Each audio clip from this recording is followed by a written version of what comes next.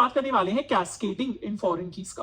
Cascading का basic मतलब ये होता है कि एक जगह अगर चेंज हुआ तो दूसरी जगह भी चेंज होना चाहिए। ये होता है कैस्केडिंग का मतलब कि अगर हमारे पास एक टेबल है, वैसे यहां पर ये डिलीट होना चाहिए ऑन डिलीट कैस्केड, और ये मेरा ऑन अपडेट कैस्केड होना चाहिए। तो एक छोटा सा चेंज है जो आप कर सकते हैं। तो लेट्स सपोज एक हमारे पास डिपार्टमेंट्स की टेबल थी और एक हमारे पास हमारे टीचर्स की टेबल थी। अगर टीचर की टेबल में हमारे पास कुछ डिपार्टमेंट आईडी है जो यहां से एक फॉरेन की का रिलेशनशिप फॉलो कर रही है, तो कल को अगर डिपार्टमेंट में कोई इंग्लिश डिपार्टमेंट या कोई हिंदी डिपार्टमेंट अगर डिलीट हो गया, तो हम चाहते हैं टीचर के अंदर भी वो डिलीशन हो पाए। या अगर यहां से कल को हमारा डिपार्टमेंट अपडेट हो गया, आज को उस डिपार्टमेंट का नाम है आईटी डिपार्टमेंट, कल को उसका नाम चेंज होकर कंप्यूटर साइंस हो गया, तो हम चाहते हैं वो अपडेशन यहां पर भी हो। तो इस तरीके से अगर हम अपडेशन या डिलीशन को कैस्केड कराना चाहते हैं थ्रू फॉरेन कीज, तो उसके लिए जब भी हम फॉरेन कीज को डिफाइन करते हैं तो हम फॉरेन कीज के साथ हम जैसे लिखते हैं फॉरेन की course ID references course in ID, तो उसके साथ हम on delete cascade and on update cascade भी लिख सकते हैं। तो उससे क्या होगा, अगर हम कल को डिलीट करेंगे तो डिलीट करने की वजह से पुराने अगर डिपार्टमेंट डिलीट हुआ है तो वो रोज हमारे टीचर भी उस डिपार्टमेंट के साथ डिलीट हो जाएंगे। ऑन अपडेट कैस्केड से क्या होगा, कल को अगर किसी डिपार्टमेंट का नाम अपडेट हो गया तो हमारी टीचर टेबल में भी उस डिपार्टमेंट के अंदर जो जो अपडेशन होंगे वो फॉरेन की के थ्रू डिस्प्ले होकर दिखाई देंगे। तो बेसिकली यहां पर जो हमने ये अपनी टीचर टेबल के अंदर अपनी फॉरेन की डिफाइन की है, इसके साथ इस लाइन के बाद हमें लिखना होता है ऑन अपडेट कैस्केड, और नेक्स्ट लाइन में लिख सकते हैं ऑन डिलीट कैस्केड। इसे कैस्केड कर लेते हैं। तो बेसिकली अगर डिपार्टमेंट टेबल में कोई चेंजेस आएंगे तो हमारी टीचर टेबल के अंदर भी इस फॉरेन की के अंदर वो चेंजेस रिफ्लेक्ट होनी चाहिए। पर कुछ कुछ केसेस ऐसे हो सकते हैं जिसमें हमें वो चेंजेस रिफ्लेक्ट ही नहीं कराने, तो उस केस में इनको लिखना जरूरी नहीं है। पर जहां हमें चाहिए कि पुराने के अंदर चेंजेस हुए तो नए के अंदर भी चेंजेस होनी चाहिए, तो उस केस में हम कैस्केडिंग का यूज करते हैं। जैसे इसका एक एग्जाम्पल देख सकते हैं। हम क्या करेंगे, डिपार्टमेंट के अंदर कुछ डेटा इंसर्ट कर देते हैं, इंसर्ट इनटू डिपार्टमेंट। अपनी कुछ वैल्यूज हम इंसर्ट करते हैं। वैल्यूज के अंदर एक तो आईडी दे देंगे 101, इसको हम इंग्लिश कह देते हैं, और 102 इसको हम कह देते हैं आईटी। तो हमने कुछ वैल्यूज इंसर्ट कर दी डिपार्टमेंट के अंदर, इसको कर लेते हैं रन। हम चाहें तो अपने डिपार्टमेंट को देख भी सकते हैं। सिलेक्ट ऑल फ्रॉम डिपार्टमेंट, इसको एग्जीक्यूट कर लेते हैं। तो अभी डिपार्टमेंट के अंदर ये दो रोज हमारे पास आ गई।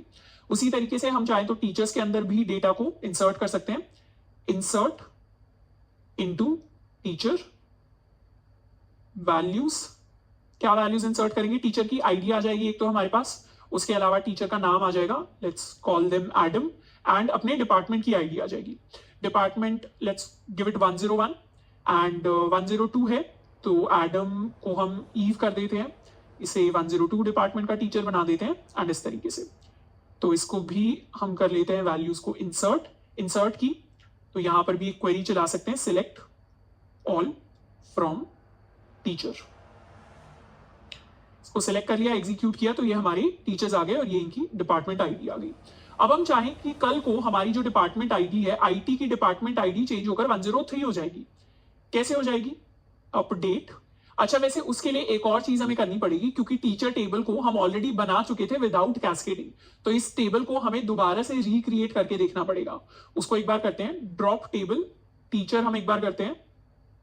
इससे क्या हुआ, टेबल ड्रॉप हो गई टीचर। अब दोबारा से अपनी नई टेबल क्रिएट करते हैं टीचर नाम से। टेंशन वाली ज्यादा बात नहीं है, कोड हमने ऑलरेडी सारा लिखा हुआ है, और टीचर के अंदर डेटा ऐड कर देते हैं।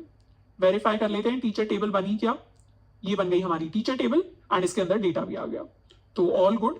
एंड अब क्या करेंगे, अब अपने इंग्लिश डिपार्टमेंट के अंदर या आईटी डिपार्टमेंट का हम कोड चेंज करके, आईडी चेंज करके इसको 103 कर देते हैं। तो हम यहां पर कर सकते हैं update department set ID equal to 103 where ID equal to 102। इस तरीके से एक अपडेट स्टेटमेंट हमने सेट कर दी, एग्जीक्यूट कर दी, और अब डिपार्टमेंट का सारा डेटा देखेंगे तो डेटा के अंदर हमारे पास है अब आईटी डिपार्टमेंट की आईडी 103 के इक्वल।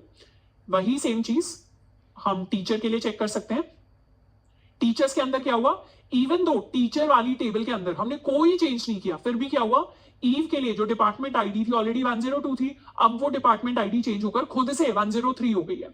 कल को अगर हम चाहें कि हमारा जो ये डिपार्टमेंट है, let's call it English department की आईडी अभी 101 है, कल को 111 हो जाए, ये चीज कर लेते हैं। इंग्लिश डिपार्टमेंट की आईडी 111 हो गई। देखते हैं डिपार्टमेंट के अंदर चेंज आया क्या। डिपार्टमेंट के अंदर चेंज आ गया, इंग्लिश डिपार्टमेंट की आईडी 111 हो गई है। वही सेम चेंज टीचर के अंदर ऑटोमेटिकली आ गया होगा। इसको सिलेक्ट करके एग्जीक्यूट करेंगे तो ये क्या हुआ, एडम जो इंग्लिश डिपार्टमेंट में था उनकी आईडी ऑटोमेटिकली चेंज हो गई टू 111। तो इस तरीके से चेंजेस क्या करें, खुद कैस्केड हो गए। कैस्केड होने का मतलब एक जगह चेंज हुआ तो दूसरी जगह हमें खुद से जाके अलग से नहीं करना पड़ा, खुद से चेंज रिफ्लेक्ट हो गया। तो इस तरीके से फॉरेन कीज जहां भी होती है यूजुअली हम कैस्केडिंग लगाते हैं, क्योंकि कई बार कैस्केडिंग की जरूरत पड़ती है। हो